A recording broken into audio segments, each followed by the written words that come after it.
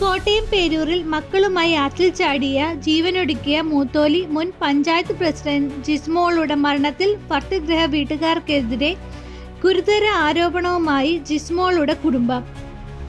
ഭർത്താവിന്റെ വീട്ടിൽ ജിസ്മോൾ അനുഭവിച്ച ക്രൂരമായ മാനസികമായ പീഡനത്തെക്കുറിച്ചും സഹോദരൻ ജിത്തു തോമസ് പറയുന്നു. കഴിഞ്ഞ കുറച്ച് നാളുകളായി ഭർത്താവ് ജിമ്മിയുടെ വീട്ടിൽ ജിസ്മോൾ അനുഭവിച്ചത് കടുത്ത മാനസിക പീഡനമാണെന്ന് അച്ഛനും സഹോദരങ്ങളും പറയുന്നു. എന്നാൽ പെട്ടെന്നുള്ള ആത്മഹത്യയിലേക്ക് നയിച്ചത് എന്താ കാരണമെന്ന് കുടുംബത്തിന് വ്യക്തമല്ല.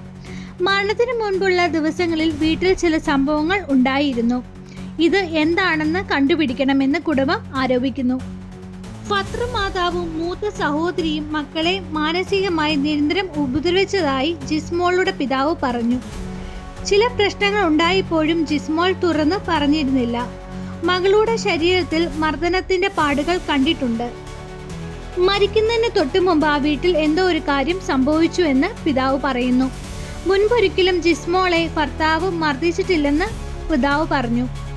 ജിസ്മോൾക്ക് ആവശ്യമുള്ള പണം ഭർത്തൃ വീട്ടുകാർ നൽകിയിരുന്നില്ലെന്നും സഹോദരൻ കൂട്ടിച്ചേർത്തു. ഭർത്താവിന്റെ കുടുംബമാണ് ജിസ്മോളെയും മക്കളെയും മരണത്തിലേക്ക് തള്ളിവിട്ടതെന്ന് മരണത്തിന് ദുരൂഹത അന്വേഷിക്കണമെന്നും വീട്ടുകാർ കൂട്ടിച്ചേർത്തു. വിദേശത്തായിരുന്നു ജിസ്മോളുടെ പിതാവ് തോമസ്, സഹോദരൻ ജിത്തു ഇവരാണ് നാട്ടിലെത്തിയത്. അടുത്ത ദിവസം തന്നെ വിശദമായ അന്വേഷണം ആവശ്യപ്പെട്ട് ഇവർ പരാതി നൽകി. മീനച്ചിറാറ്റിൽ ചാടി ജീവനൊടുക്കിയതിന് മുൻപ് ആദ്യം വീട്ടിൽ വെച്ച് കൈത്തണ്ട മുറിച്ച മക്കൾക്ക് വിഷം നൽകുകയും ആത്മഹത്യ ചെയ്യാനുള്ള ശ്രമം ജിസ്മോൾ നടത്തിയിരുന്നു. ഈ സമയം ഭർത്താവ് ജോലി സ്ഥലത്തായിരുന്നു. മീനച്ചിലാറ്റിൽ ചൂണ്ടയിടുവാനെത്തിയ നാട്ടുകാരാണ് ജിസ്മോളെയും മക്കളെയും കാണുന്നത്. ഉടൻ തന്നെ ആശുപത്രിയിൽ എത്തിച്ചെങ്കിലും അവർ മരിച്ചിരുന്നു.